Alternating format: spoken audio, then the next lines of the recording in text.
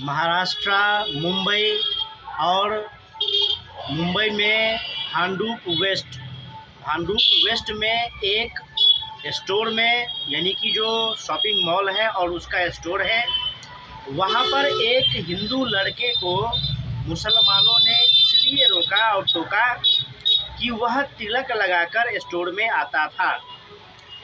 बहुत सारे मुसलमानों का वहाँ पर दुकान है और जो मुस्लिम लोग हैं उन लोगों ने विरोध किया और बहुत ही कड़े तेवर में उग्र रूप से विरोध किया। उस हिंदू लड़के को धमकाया कि इस स्टोर में आना है तो तिलक लगा करके मत आया करो। मैं देश के हिंदुओं से कहना चाहता हूँ, पूछना चाहता हूँ कि भारत देश में एक जिहादी बड़ी लंबी दाढ़ी रख करके उपराष्ट्रपति बन सकता है।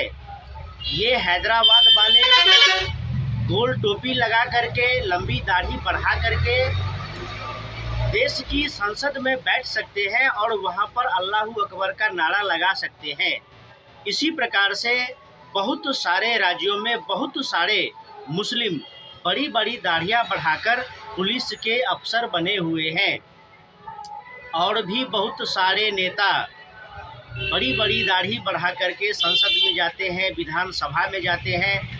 और बहुत सारे स्कूल कॉलेजों में जहाँ पर मौलवी होते हैं या प्रोफेसर होता है जो मुस्लिम है, वह गोल टोपी लगा करके और दाढ़ी बढ़ा करके अपना कार्य करते हैं। लेकिन एक हिंदू लड़के को इसलिए रोका टोका जाता है, धमकाया जाता है क्योंकि वह तिलक लगा करके स्टोर में जाता है और वह स्टोर विशेष समुदाय के लोगों का है। और उस भांडुप वेस्ट का जो मॉल है उसमें बहुत सारे विशेष समुदाय के लोगों का स्टोर है। तो भारत देश का जो सेक्युलर वामपंथी जिहादी मीडिया है, जब किसी मुस्लिम को दाढ़ी और टोपी के लिए टोका जाता है तो भारत का जो सेक्युलर वामपंथी जिहादी मीडिया है वह आसमान ऊपर उठा लेता है और नाना प्रकार के वीडियो बना करके, पोस्ट बना करके और घंटों घंटों डिबेट करके रोना रोता है कि देखिए कि भारत में मुसलमानों पर इतना अत्याचार हो रहा है कि मुसलमानों को जो उनका पहचान है दाढ़ी, टोपी, बुर्का, इसके लिए मुसलमानों को प्रताड़ित किया जाता है। लंबे लंबे लेख लिखे जाते हैं, घंटों घंटों का बहस होता है, रंडी रोना होता है, सुप्रीम कोर्ट का भी कलेजा फट जाता है, जो सुप्रीम कोठा है उसका भी कलेजा फट जाता है और वह भी संज्ञान लेने लगता है। लेकिन जब किसी हिंदू को उसको तिलक लगाने के लिए धमकाया जाता है तब कहीं से कोई आवाज़ नहीं आती है, बल्कि बहुत सारे हिंदू संगठन भी कहते हैं कि अरे ये छोटी मोटी बातें हैं, इसको छोड़ दो, जब बड़ा मामला होगा तो देखा जाएगा। तो हिंदू संगठनों को भी इस पर आवाज़ उठानी चाहिए, सोचना चाहिए और स्वयं हिंदुओं को जागरूक रहना चाहिए कि देखिए भाई साहब, इस देश में जो हिंदुओं का देश है, जहाँ हिंदू बहुसंख्यक है और वहाँ हिंदुओं को प्रताड़ित किया जा रहा है कि वह तिलक लगा करके कहीं आता जाता है। परीक्षा सेंटरों में हिंदू छात्र छात्राओं के उसके हिंदू पहचान उतरवा लिए जाते हैं, लेकिन मुस्लिमों के साथ ऐसा नहीं होता है। क्यों? क्योंकि जो भारत का काजीवा गैंग, जो सेक्युलर वामपंथी जिहादी इकोसिस्टम है, वह हिंदुओं को नष्ट करने के लिए, तबाह और बर्बाद करने के लिए हमेशा तत्पर और तैयार रहता है। लेकिन हिंदू समाज है कि धरना प्रदर्शन, रोष व्यक्त करके रह जाता है और आगे कर भी क्या सकता है। ना कहीं एफआईआर होता है, एफआईआर होता भी है तो सुप्रीम कोर्ट विशेष समुदाय सेक्युलर जिहादी वामपंथियों के मामलों को तो स्वीकार कर लेता है, उस पर तो फैसले कर देता है।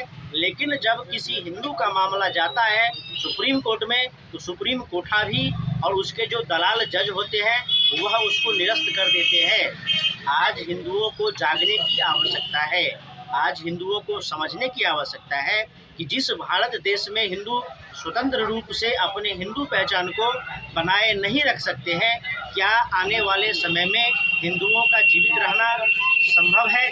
क्या आने वाले समय में हिंदू सभ्यता संस्कृति इस भारत देश में सुरक्षित रहेगी? यह संभव है? यह बहुत मुश्किल है। इसके विषय में हिंदुओं को सोचना चाहिए और जो हिंदुओं के चहेते नेता है और जो कहते हैं कि हम हिंदू हृदय सम्राट हैं, उनको यह निश्चित रूप से सोचना चाहिए। होली पर ज्ञान दिया जाता है, दीपावली पर ज्ञान दिया जाता है, लेकिन बकरीद पर कोई ज्ञान नहीं दिया जाता है, क्योंकि इस देश में जो आधा जनसंख्या है हिंदुओं का। हम कहते हैं कि 140 करोड़ जनसंख्या है भारत देश में। उस 140 करोड़ में तो 40 करोड़ केवल मुस्लिम है, विशेष समुदाय है। बाकी जो 100 करोड़ है उसमें हिंदू है, सिख है, ईसाई है। तो हम मान लेते हैं कि इस देश में कुल मिलाकर के 80 करोड़ हिंदू है। उस 80 करोड़ हिंदू में से 40 करोड़ तो हिंदू है, बाकी के जो 40 करोड़ है, कोई सेक्युलर है, कोई वामपंथी है, कोई कांग्रेसी है, कोई सपाई है, कोई बसपाई है। उसको हिंदू प्रताड़ित हो रहा है, हिंदू शोषित हो रहा है, हिंदुओं से उनके पहचान छीने जा रहे हैं। इससे उनको कोई मतलब नहीं होता है। बल्कि हम देखते हैं कि बहुत सारे राजनीतिक दल जो स्वयं गोल टोपी लगा करके, हरा गमछा ओढ़ करके इफ्तार की पत्तलें चाटते हैं और स्वयं को मुसलमानों से भी बड़ा ईमान वाला साबित करने पर तुले हुए रहते हैं। तो आज आवश्यकता है कि हिंदू हर उस चीज़ का विरोध करे, हर उस जिहादी का विरोध करे जो हिंदुओं को हिंदुओं के देश में धमकाता है। और हम जिहादियों से तभी लड़ सकते हैं, हम जिहादियों का सामना तभी कर सकते हैं जब हम हिंदुओं में एकता होगी। एकता ऐसी कि अगर एक हिंदू समस्या में है तो 100 हिंदू उसके पक्ष में आएंगे, क्योंकि इस देश में जो पागल कुत्ते हैं, जो सुअर हैं, उनका झुंड ऐसा होता है कि अगर आप एक पागल कुत्ते को कुछ कहिए तो 100 पागल कुत्ते आ जाते हैं आपको नोचने के लिए। लेकिन हिंदुओं में ऐसा नहीं है। हिंदुओं में भी एकता होनी चाहिए और विरोध करने का, प्रतिकार करने की क्षमता होनी चाहिए। बार बार कहा जाता है हिंदुओं से कि आप समय समय पर अपने सामूहिक शक्ति का प्रदर्शन करते रहिए, अन्यथा अफगानिस्तान, बांग्लादेश और पाकिस्तान की तरह भारत से भी मिटा दिए जाएंगे। फिर मिलेंगे। नमस्कार।